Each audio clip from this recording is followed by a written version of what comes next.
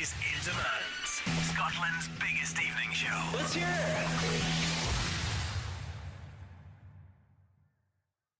This is In Demand, and we're in London talking to the lovely Taylor Swift. How are you? I'm great. How are you? Yeah, good, thanks. Good to see you again. Yeah, it's great to see you too. Thank you for coming. It was a good couple of years ago when you actually came to the station to visit us. Yeah, I remember it very well. The fans were crazy for you. They're amazing. They're absolutely I wild. love them. Now, one thing I noticed in pictures actually from your time down here in London the past couple of days, you went to the coffee shop and you got your takeaway coffee and they had to write your name on it. And you've got a coffee in front of you again.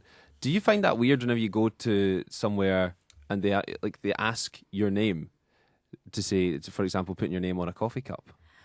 Sometimes they don't do that actually. Like They assume. in Nashville, they just don't ask my name at all. They Right. just write Taylor on it. But you know, I think it's interesting. Like, I think it's sent out for coffee today, so I don't know if they asked for the name. But I don't know. Coming to terms with like, you know, you don't have anonymity. It's like, and I don't really care if I don't have anonymity. That's not like something that bothers me, but it's an interesting part of your life. So, for example, here, I mean, the paparazzi are outside. There's loads of them. Do you kind of try and hide away from that at times, or how do you deal with that? There's no way to really avoid it here because there's so much of it. There's so many photographers outside my hotel all the time. And I'm not really doing anything other than working. Like, I'm here and I'm like, I'm not going out. I'm working all day and then ordering room service at like 10 when I get home, you know? So it's not that bad. But I do go shopping like during the day sometimes when I have like an hour off and they just kind of come with me and take pictures of it. Of you shopping. You know? Yeah, I'm buying something. What's the big deal? I'm just at the shops. And what's your normal day like? Because I imagine it is pretty hectic. And when you're on the road, it's non-stop. Do you get much time to yourself? At night before I go to bed. Was that like an hour or something? It's like an hour, yeah. I mean, but you make do with what you have. Like, you know, it's kind of a self-preservation thing. Like, you can either be really upset about it or you can be fine with it.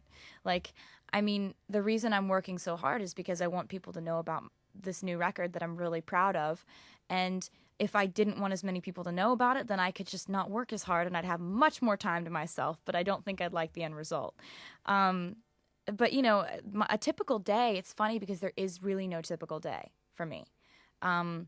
There's always something different that's happening. Like, you know, like today I had got up at 5 for hair and makeup for like a radio show and then went and did like 4 radio interviews somewhere else. And now I've got 3 here. Then I go to a different place and I do another one.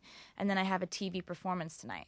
So how do you chill out? If you do get that hour to yourself before you go to bed, what do you play computer games? Do you just read? What do you do? I watch TV or I watch movies. What's your favourite TV show to get into? Grey's Anatomy or Girls on HBO or CSI, like any crime-solving show.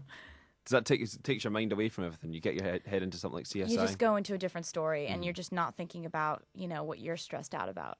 Well, all the hard work pays off. Some of the accolades include, 6 Grammys, 10 American Music Awards. You're nominated for, is it 5 EMAs later on this year as well? Yeah, it's crazy. That's mad, isn't it? It's insane. The EMA nominations really, really, I mean, I was freaked out by that in the best way. I was like, I couldn't believe it was real, honestly.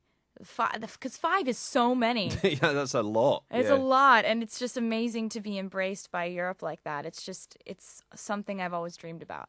And you're going to be performing at the EMAs as well, is that correct? Yeah. Well, so not only no pressure there trying Pressure's to scoop 5 on. awards Oh my and get up on God. that stage. It's crazy.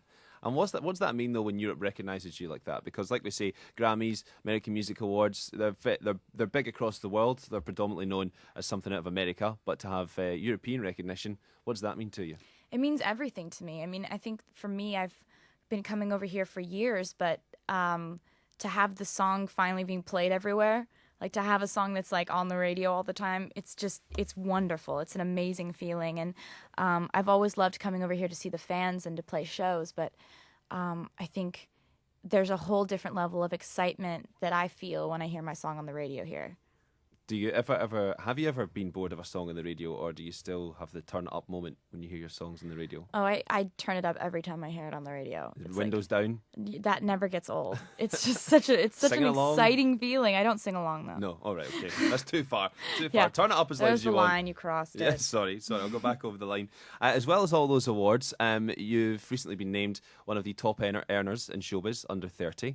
Are you good with your money? Do you save money? Or do you like to kind of go out and reward your friends and family and yourself? I try to be sensible about it, but I still like, I'm not like I don't want to spend any of my money. I mean, it's the fans have given me an opportunity to get to, buy great Christmas presents for my family and, buy a house at like 18, Wow. and then another one at 21.